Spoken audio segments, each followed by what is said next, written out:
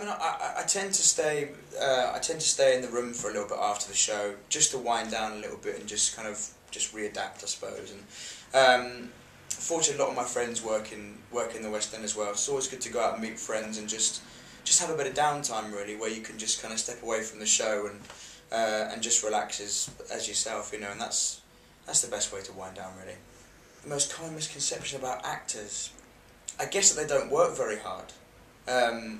You know, every time I tell people that I do this, and they say, "Oh, you only work 2 hours a day," and which is true, you know. But what goes into those 2 hours, and obviously, of course, your first waking thought is that's what you're doing this evening. So it is, you know, it preoccupies you throughout the whole day, and then obviously when you get here, you know, it's quite a lot to put into the 2 hours to create this story which people love and they've kept loving, and to keep them loving it.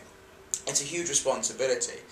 So I guess, yeah, I guess that we don't work very hard. We only work 2 hours a day. I guess that's the common misconception, yeah. My favourite musical number of all time. Oh gosh, there's too many, really. I mean, in different genres. I mean, I love the Phantom of the Opera. The title track. I love that. I love things from rock musicals. You know, like One Song Glory. I love. There's a song from Tarzan, which I've forgotten the name of it now, but it is one of my favourite songs, and that's just gone blank. But I like all styles of music, so you know, I think I couldn't really pick one specific musical song, but I've been fortunate enough to be in some great ones like Les Miserables. I love One Day More and I Dreamed a Dream. Well, ladies and gentlemen, if you could be aware that a backstage tour is about to commence. A backstage tour is about to commence, thank you. There isn't necessarily a dream role. I mean, I don't really tend to think sort of too far down the line or put too much pressure on myself that way. I think as you kind of as you go on and you do more shows, you find things out about yourself as a performer, and then suddenly you realise, oh, I can do that, and then a show will come up and you think, I could really do that one really well. So then there's no dream role. I like to just kind of take things as they come and just see what happens. In 5 years' time, I would never say I would like to move away from musicals. I mean, I've been doing musicals for the best part of 10 years.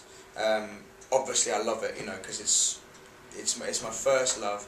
I would like to try other things. I would like to move into the more screen side of things. If there's been a resurgence of musical films, so I'd love to be able to move into that kind of area, because I think that would be, I mean, very similar but also very different. I think it'd be fun to work my way through that one. Who's my biggest fan? My mother, without question. Well, my family in general, but my mother. I mean, she's they've been to see every show I've done. I think they came to watch We Will Rock You 30 times when I was in that. They saw Joseph 25 times, I think. They've seen this 15 times. They saw Les Mis about the same, and my mother, I love her to pieces. She's always been with pride, so yeah, I think I'd have to say my mum. Has anyone ever made me starstruck? Well, I mean, I'm in a group called Teatro, and a couple of years ago we had an album out, and we had the privilege of being in the Royal Variety performance. And part of the ritual of that, when you finish the show, all the primary artists, they stay behind to meet the Queen in the big lineup, and I didn't think it would faze me that much, but as she got about 5 people away from me, it just became very apparent that it was actually the Queen about to come and shake my hand, and I just completely froze. I couldn't speak. I genuinely couldn't speak. So yeah, I've been majorly starstruck by the Queen. Also, Bon Jovi was on the bill for that, and he shook my hand and said he really liked our stuff, and I thought that was just far too cool for anything, really. Strange gift from fans. No, I mean the fans of the show, the fans in general. I mean, they're always very respectful and they're lovely. And if they do give you gifts, I mean, they know when your birthday is sometimes. So they'll come and give you, I don't know, a teddy bear, or they'll send you cards. And no, I've never had any weird stuff. I did tell people that I like Jack Daniels, I think, and they tend to supply me with some Jack Daniels every once in a while, so I'm very grateful.